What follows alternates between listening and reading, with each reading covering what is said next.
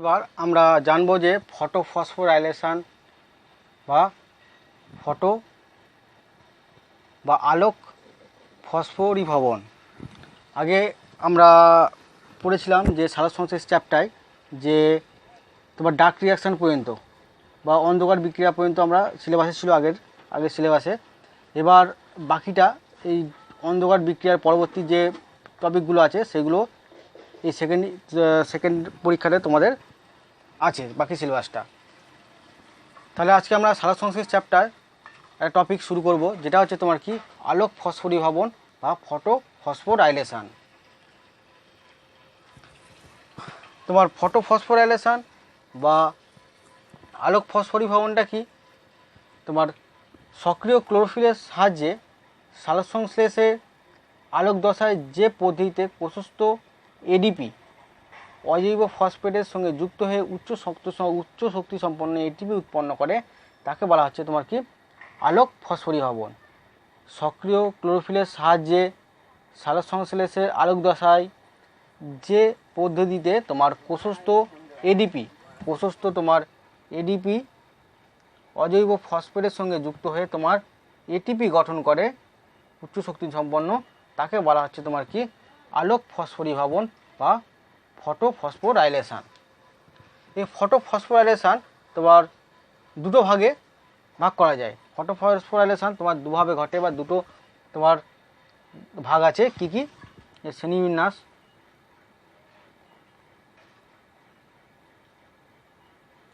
একটা হচ্ছে তোমার কি চক্রাকার বা আবর্তকার ইলেকট্রন প্রবাহ।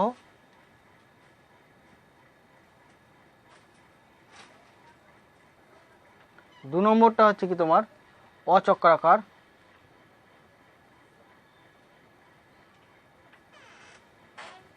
বা অনাবর্তাকার ইলেকট্রন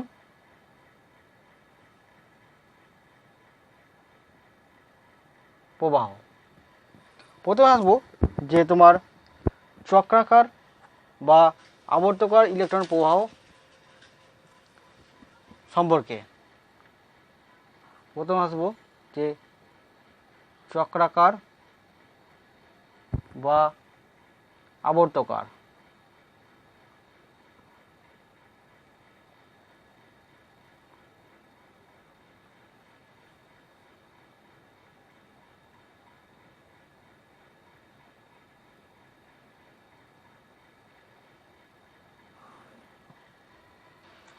চক্রাকার বা আবর্তকার আলোক ফসফরিভবন কাকে বলে? যে ফসফরিভবন পদ্ধতিতে তোমার উত্তেজিত বিক্রিয়া কেন্দ্র থেকে ইলেকট্রন নির্গত হওয়ার পরে একাধিক ইলেকট্রন বাহক দ্বারা চক্রাকারে পরিবাহিত হয়ে সেখানেই ফিরে আসে এবং ইলেকট্রনের এইরূপ আবর্তনকালে এটিপি সংশ্লেষ হয়, তাকে বলা হচ্ছে তোমার চক্রাকার বা আবর্তকার আলোক ফসফরিভবন। তাহলে যে ফসফরিভবন পদ্ধতিতে কী হচ্ছে, উত্তেজিত বিক্রিয়া কেন্দ্র থেকে ইলেকট্রন নির্গত হচ্ছে এবং একাধিক ইলেকট্রনের বাহকের দ্বারা তোমার ইলেকট্রনগুলো চক্রাকারে পরিবাহিত হয়ে আবার কী হচ্ছে, পুনরায় সেই স্থানেই ফিরে আসছে। আর ইলেকট্রনের যখন চক্রাকার আবর্তন ঘটছে তখন কী হচ্ছে, এটিপি সংশ্লেষ ঘটছে, তাকে বলা হচ্ছে তোমার চক্রাকার বা আবর্তকার আলোক ফসফরিভবন। আরেকবার সংজ্ঞাটা বলছি, যে ফসফরিভবন পদ্ধতিতে উত্তেজিত বিক্রিয়া কেন্দ্র থেকে ইলেকট্রন নির্গত হয়ে একাধিক ইলেকট্রন বাহক দ্বারা তোমার চক্রাকারে বাহিত হয়ে সেখানেই ফিরে আসে এবং ইলেকট্রনের আবর্তনকালে এটিপি সংশ্লেষ হয়, তাকে বলা হচ্ছে চক্রাকার বা আবর্তকার আলোক ফসফরিভবন। চক্রাকার বা আবর্তকার ফসফরিভবনের পদ্ধতি সম্পর্কে যেমন জানব।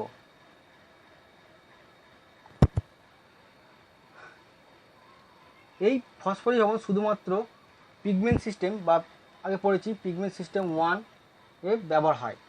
মানে এই যে চক্রাকার বা আবর্তকার আলোক ফসফরিভবন বা ফটো ফসফোরাইলেশনে তোমার পিগমেন্ট সিস্টেম 1 তোমার কী হচ্ছে, ব্যবহৃত হয়। আর পিগমেন্ট সিস্টেম 1-এর তোমার বিক্রিয়া কেন্দ্রে তোমার P700 ক্লোরোফিল থাকে, যেগুলো হচ্ছে তোমার 700 ন্যানোমিটার তরঙ্গ দৈর্ঘ্যের আলো তোমার শোষণ করে উত্তেজিত হয়। উত্তেজিত হয় কী হচ্ছে, তোমার ইলেকট্রন নির্গত হয়। আর এই ইলেকট্রনগুলো তোমার পুনরায় কী হচ্ছে, আবার চক্রাকার পথে তোমার আবর্তিত হয়ে আবার কী হচ্ছে, P700 ক্লোরোফিলে তোমার ফিরে আসে।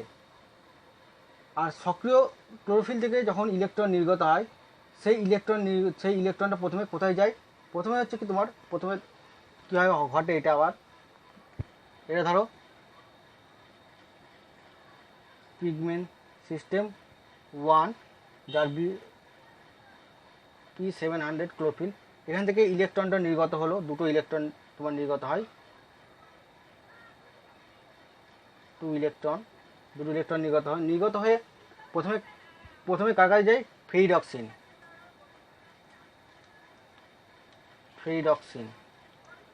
তো ইলেকট্রন বাহক, ফেরিডক্সিনের তোমার দ্বারা গৃহীত হয়। পরবর্তী পর্যায়ে ফেরিডক্সিন থেকে কার মধ্যে যায়, তাহলে প্রথমে কী হচ্ছে, পিগমেন্ট সিস্টেম 1 তোমার 700 ন্যানোমিটার তরঙ্গ দৈর্ঘ্যের আলো তোমার শোষণ করার পর উত্তেজিত হয়, সেখান থেকে দুটো ইলেকট্রন নির্গত হয়, সেই ইলেকট্রন ফেরিডক্সিনে যায়। ফেরিডক্সিনে যাওয়ার আগে তোমার ইলেকট্রনটা প্রথম ফেরিডক্সিন রিডিউসিং সাবস্টেন্স গ্রহণ করে, তারপর সেখান থেকে ফেরিডক্সিনে যায়।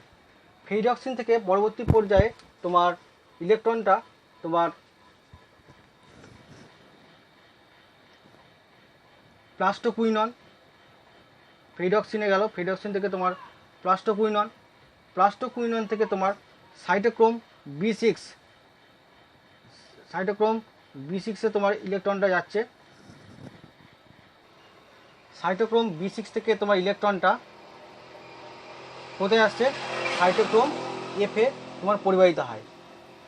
তোমার সাইটোক্রোম F থেকে তোমার PC অর্থাৎ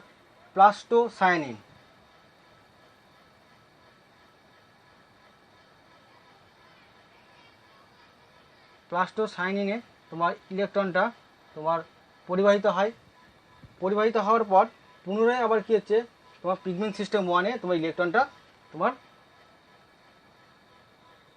ফিরে আসে। এই ইলেকট্রন স্থানান্তরের একটি ধাপে ইলেকট্রন তার স্থিতিশক্তি হারায়, আবার ইলেকট্রন ট্রান্সপোর্ট যে থাইলাকয়েড পর্দা আছে ক্লোরোফিলের মধ্যে, সেখান থেকে পেরিয়ে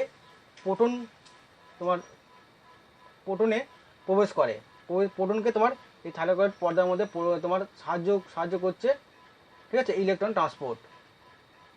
আর এই প্রক্রিয়ায় কী হচ্ছে, তোমার দু অণু এটিপি উৎপন্ন হয়। এই চক্রাকার বা আবর্তকার ফটোফসফোরাইলেশনে তোমার ক অণু এটিপি উৎপন্ন হয়, এই প্রক্রিয়ায় তোমার দু অণু এটিপি উৎপন্ন হয়। মনে রাখবে, চক্রাকার ফটোফসফোরাইলেশনে বা আবর্তকার ফটোফসফোরাইলেশনে কত অণু এটিপি উৎপন্ন হয়, দু অণু এটিপি উৎপন্ন হয়।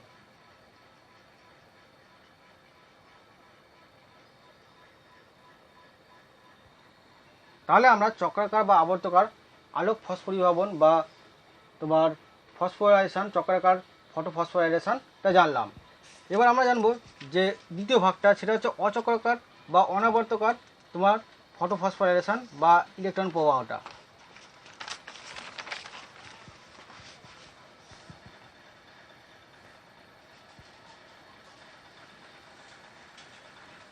অচক্রাকার বা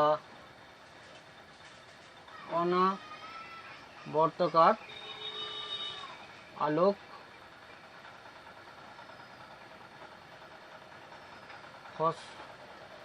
ফসফরিভবন। তাহলে অচক্রাকার বা অনাবর্তকার আলোক ফসফরিভবনটা কি, যে আলোক ফসফরিভবন পদ্ধতিতে উত্তেজিত বিক্রিয়া কেন্দ্র পিগমেন্ট সিস্টেম 2 PS2 থেকে ইলেকট্রন নির্গত হওয়ার পর একাধিক ইলেকট্রন বাহকের দ্বারা বাহিত হয়ে অপর একটি বিক্রিয়া কেন্দ্র তোমার পিগমেন্ট সিস্টেম 1 এ আসে এবং পরিবহনকালে এটিপি সংশ্লেষ হয়, তাকে বলা হচ্ছে তোমার অচক্রাকার বা অনাবর্তকার ফটোফসফোরাইলেশন। আমরা চক্রাকার দেখেছি, পিগমেন্ট সিস্টেম তোমার 1 থেকে ইলেকট্রন নির্গত হয়ে আবার পুনরায় চক্রাকারভাবে তোমার পিগমেন্ট সিস্টেম 1ই তোমার ফিরে গিয়েছিল। কিন্তু অচক্রাকার বেলা কী হচ্ছে, এক্ষেত্রে পিগমেন্ট সিস্টেম 2 থেকে তোমার ইলেকট্রন ইলেকট্রনটা তোমার নির্গত হয়, নির্গত হয়ে বিভিন্ন তোমার ইলেকট্রন বাহক দ্বারা বাহিত হয়, বাহিত হওয়ার পর আবার কোথায় আসে, পিগমেন্ট সিস্টেম ওয়ানে আসে। আর এই যে তোমার যখন ইলেকট্রন পরিবহনের সময় তোমার এটিপি উৎপন্ন হয় তাকে বলা হচ্ছে তোমার কি, অচক্রাকার বা অনাবর্তকার আলোক ফসফরিভবন বলা হচ্ছে। তার সংজ্ঞাটা আরেকবার বলছি, যে ফসফরিভবন পদ্ধতিতে উত্তেজিত বিক্রিয়া কেন্দ্র PS2 থেকে ইলেকট্রন নির্গত হওয়ার পরে একাধিক ইলেকট্রন বাহক দ্বারা পরিবাহিত হয়ে অপর একটি বিক্রিয়া কেন্দ্র PS1-এ ইলেকট্রন আসে এবং পরিবহনকালে এটিপি সংশ্লেষ হয়, তাকে বলা হচ্ছে তোমার কি, অচক্রাকার বা অনাবর্তকার তোমার আলোক ফসফরিভবন বলা হচ্ছে। এই পদ্ধতিটা কি কীভাবে ঘটে, তাহলে অচক্রাকার তোমার ফসফোরাইলেশনের বেলায় কী ঘটছে, এই তোমার অচক্রাকার পদ্ধতিতে নির্গত ইলেকট্রনের মূল কেন্দ্র যেখানে থেকে ইলেকট্রন বিচ্যুতি হয়েছিল সেখানে কিন্তু আবার পুনরায় ফিরে আসে না, এটা তোমার চক্রাকার বেলায় হয়। এখান থেকে তোমার পিগমেন্ট সিস্টেম 1 এবং পিগমেন্ট সিস্টেম 2 যৌথভাবে এই অনাবর্তকার বা অচক্রাকার ফসফোরাইলেশনে সাহায্য করছে। পিগমেন্ট সিস্টেম 2 এবং পিগমেন্ট সিস্টেম 1 তোমার সূর্যালোকে ফোটন কণা শোষণ করে কী হচ্ছে, ইলেকট্রন নির্গত করে।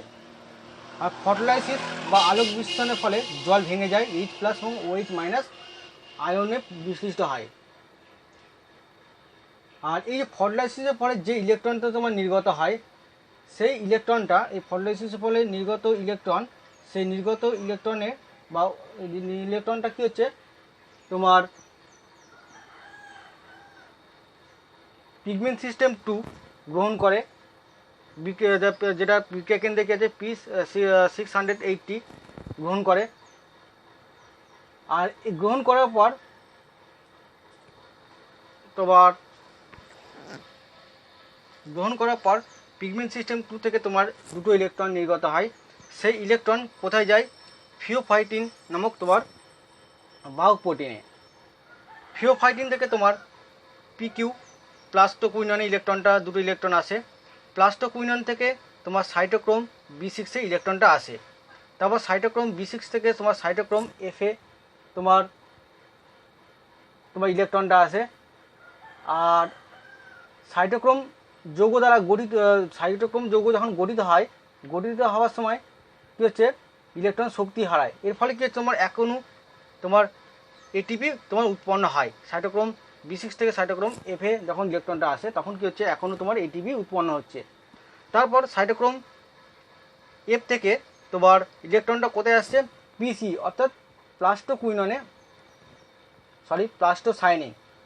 নয়, PQ মানে প্লাস্টোকুইনন, PCতে আসে অর্থাৎ প্লাস্টোসাইনিনে তোমার ইলেকট্রনটা আসে। আসার পর প্লাস্টোসাইনিন থেকে তোমার ইলেকট্রনটা কোথায় আসে, পিগমেন্ট সিস্টেম 2-তে পৌঁছায়, যার বিক্রিয়া কেন্দ্র থাকে তোমার কি থাকে, P700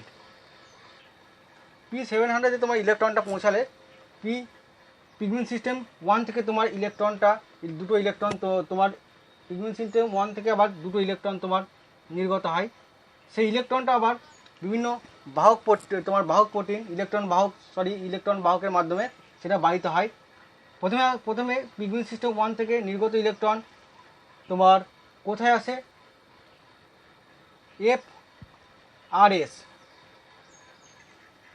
FRS ফেইডক্সিন রিডিউসিং তোমার সাবস্টেন্সে তোমার প্রথমে ইলেকট্রনটা আসে। তারপর ফেইডক্সিন থেকে তোমার ইলেকট্রনটা কোথায় আসছে, FD অর্থাৎ ফেইডক্সিনে পৌঁছায়। ফেইডক্সিন থেকে ইলেকট্রনটা গ্রহণ করে তোমার NADP গ্রহণ করে। আর NADP ইলেকট্রন গ্রহণ করে এবং এই যে তোমার আলোক বিশ্লেষণের পরে যে হাইড্রোজেনটা উৎপন্ন হলো, NADP ইলেকট্রন গ্রহণ করে এবং এই যে তোমার H+ আয়নের সঙ্গে যুক্ত হয়ে NADPH+H+ তোমার যৌগ গঠন করে। আর এই প্রক্রিয়ায় জলের সরবরাহ নিরবিচ্ছিন্ন থাকার প্রয়োজন হয়, মানে এই প্রক্রিয়া ঘটার সময় জলের সরবরাহটা কী হচ্ছে, নিরবিচ্ছিন্ন থাকতে হবে, যেটা পিগমেন্ট সিস্টেম 1-এর সঙ্গে সম্পর্কিত। এক্ষেত্রে কী হচ্ছে, তোমার আলোক বিশ্লেষণের মাধ্যমে তোমার অক্সিজেন উৎপন্ন হয়। এই অচক্রাকার তোমার ফটোফসফোরাইলেশনে তোমার অক্সিজেনটা তোমার উৎপন্ন হয়। তাহলে আমরা অচক্রাকার বা অনাবর্তকার ফটোফসফোরাইলেশন সম্পর্কে জানলাম।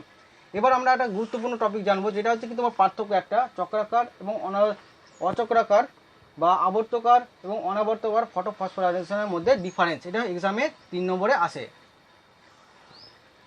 তোমার অনাবর্তকার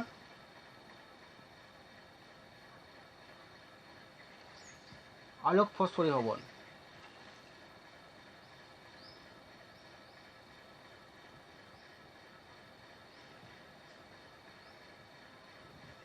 আর হচ্ছে কি তোমার আবর্তকার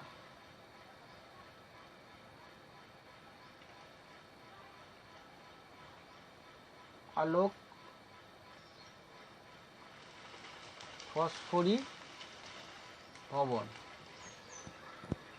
অনাবর্তকার এবং আবর্তকার আলোক ফসফরিভবনের মধ্যে পার্থক্য জানবো, এটা এক্সামে আসে। প্রথমে আসবো যে অনাবর্তকার আলোক ফসফরিভবনে তোমার পিগমেন্ট সিস্টেম 1 এবং পিগমেন্ট সিস্টেম 2 অংশগ্রহণ করে। তোমার আবর্তকার আলোক ফসফরিভবনে তোমার কেবলমাত্র পিগমেন্ট সিস্টেম 1 অংশগ্রহণ করে। অনাবর্তকার তোমার আলোক ফসফরিভবনে ইলেকট্রন উৎস হিসাবে বহিরাগত ইলেকট্রন বাহক দাতার প্রয়োজন হয়। অনাবর্তকার ফসফোরাইলেশনের বেলায় ইলেকট্রনের উৎস হিসাবে তোমার বহিরাগত ইলেকট্রন দাতার প্রয়োজন হচ্ছে, কিন্তু আবর্তকার এর ক্ষেত্রে তোমার বাহ্যিক ইলেকট্রনের উৎসের প্রয়োজন হয় না। 3 নম্বর কি, তোমার অনাবর্তকার ফটোফসফোরাইলেশনে ফটোলাইসিস ঘটে এবং অক্সিজেনের মুক্তি ঘটে অনাবর্তকার ফটোফসফোরাইলেশনে। আবর্তকার ফটোফসফোরাইলেশনে তোমার ফটোলাইসিস ঘটে না। অনাবর্তকার ফটোফসফোরাইলেশনে তোমার কৌণ এটিপি উৎপন্ন হয়, এক অণু এটিপি উৎপন্ন হয়।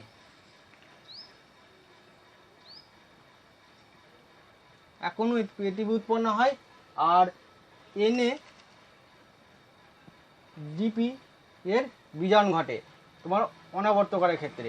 আবর্তকারের ক্ষেত্রে কি হচ্ছে, তোমার কত অণু এটিপি উৎপন্ন হয়, 2 অণু এটিপি তোমার সংশ্লেষ ঘটে।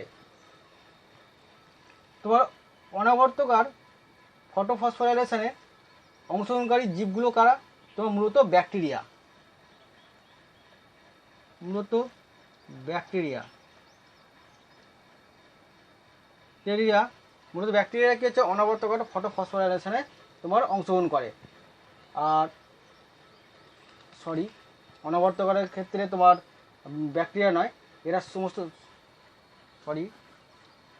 তোমার অনাবর্তকার ফটোফসফোরাইলেশনের বেলায় কি হচ্ছে, তোমার কারা অংশগ্রহণ করে,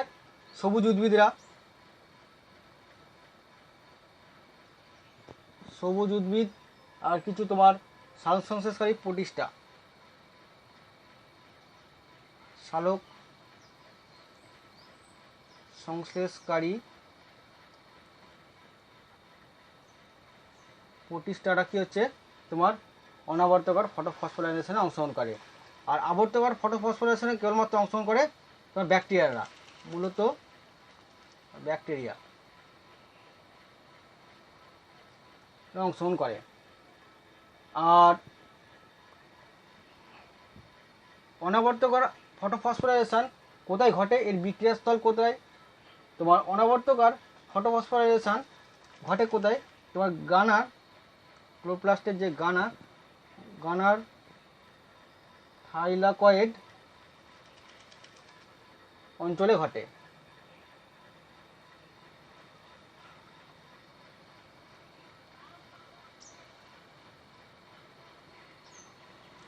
আবর্তকার ফটোফসফোরাইলেশন কোথায় ঘটে, তোমার ক্লোরোপ্লাস্টের স্টোমা,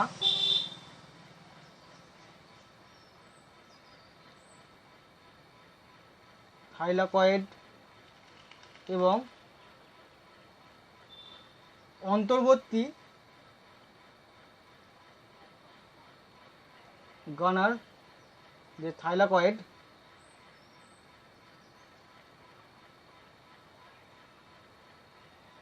সে অঞ্চলের মধ্যে তোমার আবর্তকার ফটোফসফোরাইলেশন ঘটে। তোমার অনাবর্তকার ফটোফসফোরাইলেশনে তোমার কত তরঙ্গদৈর্ঘ্যে আলো প্রয়োজন হয়? অনাবর্তকার ফটোফসফোরাইলেশনে তোমার 680 ন্যানোমিটার তরঙ্গদৈর্ঘ্যে আলোর প্রয়োজন হয়। আর আবর্তকার ফটোফসফোরাইলেশনে তোমার কত তরঙ্গদৈর্ঘ্যে আলো প্রয়োজন হয়? 680 ন্যানোমিটারের বেশি। আর অর্থাৎ কি তোমার এক কথায় বলা যেতে পারে কি তোমার 700 ন্যানোমিটার তরঙ্গদৈর্ঘ্যে আলো প্রয়োজন হয়। 680টা বলার দরকার নেই, একবার বলে দেবে যে 700 ন্যানোমিটার তরঙ্গদৈর্ঘ্যে আলো তোমার অনাবর্তকার আলোক ফসফোরাইলেশনে বা আলোক ফসফরিভবনে তোমার অংশগ্রহণ করে। তাহলে আমরা আবর্তকার এবং অনাবর্তকার ফটোফসফোরাইলেশনের পার্থক্য জানলাম। এই যে তোমার ফটোফসফোরাইলেশন বা আলোক ফসফরিভবনের গুরুত্ব, এই গুরুত্ব কি? এর গুরুত্ব হচ্ছে তোমার অক্সিজেন উৎপাদন, O2 উৎপাদন। অনাবর্তকার আমরা দেখেছি অনাবর্তকার ফটোফসফোরাইলেশনের কী হচ্ছে, জলে আলোক বিসর্জন ঘটে এবং সেখান থেকে অক্সিজেন উৎপন্ন হয়। 2 নম্বর কি, এই যে তোমার ফটোফসফোরাইলেশনের মাধ্যমে এটিপি তোমার উৎপাদন ঘটে, এটিপি উৎপাদন হয়। আর কি হচ্ছে তোমার NADP এর বিজারণ ঘটে এই আলোক ফসফরিভবনের মাধ্যমে বা ফটোফসফোরাইলেশনের মাধ্যমে তোমার কী হচ্ছে NADPর বিজারণ ঘটে। নেক্সট আমরা জানবো তোমার কেমোঅস্মোটিক তোমার প্রকল্প বা হাইপোথিসিস।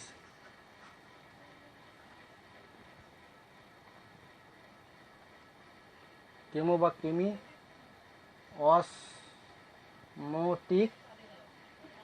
কেমোঅস্মোটিক প্রকল্প, যেটাকে বলা হচ্ছে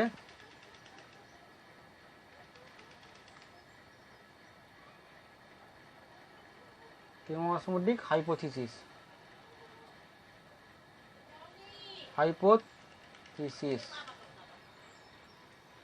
কেমোঅস্মোটিক হাইপোথিসিসটা কি? বিজ্ঞানী পিটার মিচেল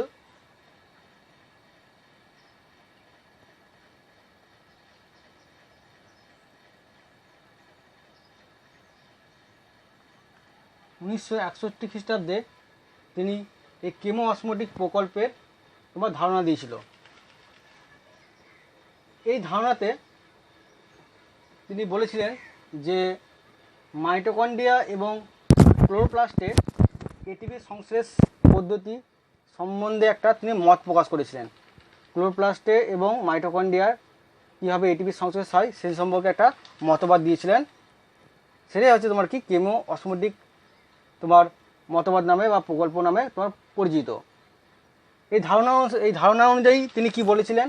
প্রথমত তিনি বলেছিলেন যে শ্বসন এবং সালোক সংশ্লেষ উভয় বিক্রিয়ায় ইলেকট্রন প্রবাহের সময় তোমার প্রোটনের নতিমাত্রা বা প্রোটনের নতিমাত্রা মানে পার্থক্য এবং পিএইচের নতিমাত্রা নামক এক ধরনের বিভব গঠন করে। তাহলে তিনি কি বলেছিলেন?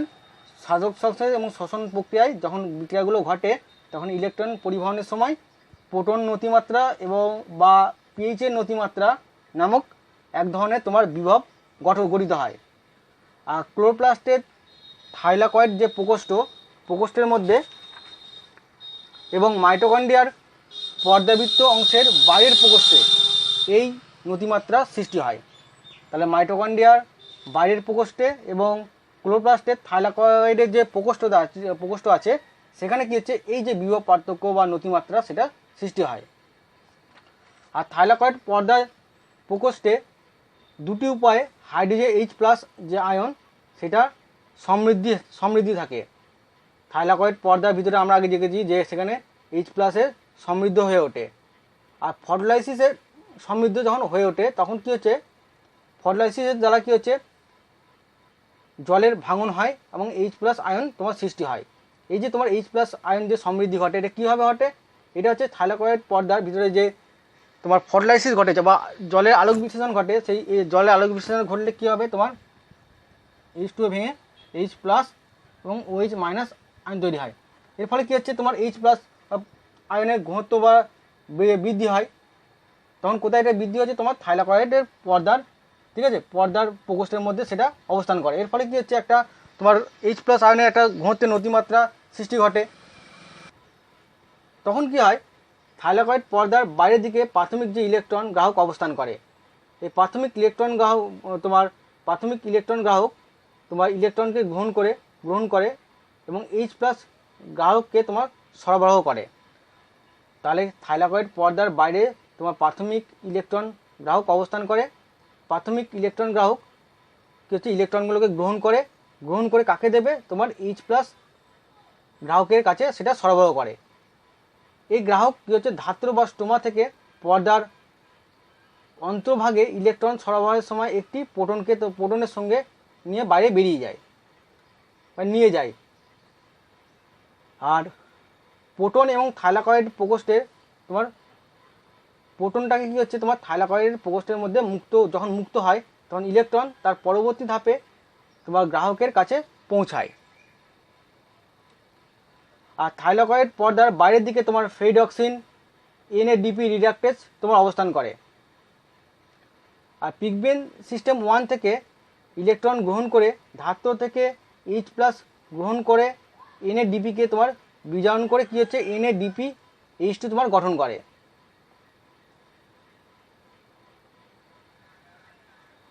এভাবে কী হচ্ছে, তোমার ধাত্রের মধ্যে প্রোটনের ঘনত্ব কমতে থাকে এবং থাইলাকয়েডের প্রকোষ্ঠের মধ্যে তোমার প্রোটনের যে ঘনত্ব সেটা ক্রমাগত বাড়তে থাকে। আর প্রোটনের ঘনত্ব বাড়লে কী হবে, pH-এর ঘনত্ব বা বৃদ্ধি পাবে। আর থাইলাকয়েড পর্দার একদিকে বেশি প্রোটন সঞ্চিত হওয়ার ফলে একটা প্রোটনের নতিমাত্রা বা প্রোটনের যে গ্রেডিয়েন্টের পার্থক্য সেটা সৃষ্টি হয়। এই প্রোটনের নতিমাত্রার দিকে H+ যে থাইলাকয়েডের প্রকোষ্ঠ থেকে তোমার স্টোমা যেতে চাইলে, মানে যখন প্রোটনের গ্রেডিয়েন্ট সৃষ্টি হয়, তখন H+ আয়ন থাইলাকয়েড প্রকোষ্ঠ থেকে তোমার স্টোমার মধ্যে যেতে যায়।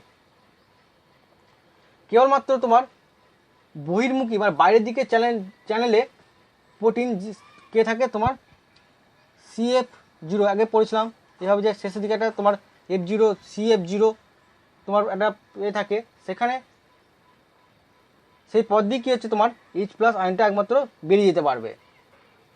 আর এই পথ তখন কী হচ্ছে, এই যে H+ আয়নটা তোমার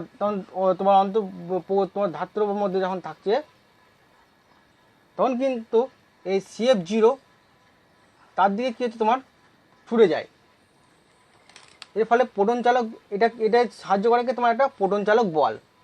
এই বলের প্রভাবে CF0 অগ্রভাগে অবস্থিত CF1 সক্রিয় হয়। আর সেই F1-এ উপস্থিত কী হচ্ছে, ATPase যে উৎসেচক, ATPase সিনথেজ উৎসেচক কী হচ্ছে, CF0। তাহলে কী হলো, এই যে প্রোটন চালক একটা বলের একটা প্রভাব তৈরি হলো। এই বলের প্রভাবে CF0 যে অগ্রভাগে CF1 থাকে, এই CF1-এ আবার কি উপস্থিত থাকে, তোমার ATP সিনথেজ তোমার উৎসেচক থাকে। সেই ATP সিনথেজ উৎসেচক কি করে, ATP তৈরি করে। কি হবে, ADP অজৈব ফসফেটকে তোমার যুক্ত করে তোমার ATP তোমার সংশ্লেষ ঘটায়। আর এখানে কি হচ্ছে, একটি এক অণু তোমার ATP অণু গঠনের জন্য 3টি তোমার প্রোটন কণার প্রয়োজন হয়। প্রোটন কণার প্রয়োজন হয়। এটাই হচ্ছে তোমার কি, কেমো অসমোটিক প্রকল্প। তাহলে কেমো অসমোটিক প্রকল্পটা আমরা জানলাম। যদি এটাকে আমরা শর্টভাবে বলি, ছোটোভাবে বলি, তাহলে কি হবে, বিজ্ঞানী পিটার মিটেল তিনি এই কেমো অসমোটিক প্রকল্প তিনি একটা ধারণা দিয়েছিলেন, যেটা কি হচ্ছে মাইটোকন্ড্রিয়া এবং ক্লোরোপ্লাস্টের ATP সংশ্লেষের সঙ্গে সম্পর্কযুক্ত। আর এই ধারণা অনুসারে কি হচ্ছে, তোমার শ্বসন এবং সালোক সংশ্লেষ উভয় বিক্রিয়ায় ইলেকট্রন প্রবাহের সময় প্রধানত কি তোমার প্রোটনের নতিমাত্রা বা পিএইচের নতিমাত্রা নামক এক প্রকার বিভব গঠন হয়। একটা বিভব গঠন করে, সেটা ক্লোরোপ্লাস্টের থাইলাকয়েডের যে প্রকোষ্ঠ এবং মাইটোকন্ড্রিয়ার পর্দাবৃত্ত যে অংশে বাইরের প্রকোষ্ঠে এই বিভব বা নতিমাত্রা তোমার সৃষ্টি হয়। এর মাধ্যমে কি হচ্ছে, তোমার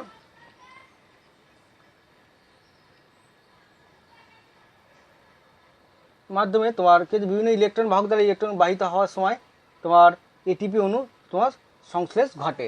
এটাই হচ্ছে তোমার কি কেমি অসমোটিক প্রকল্প।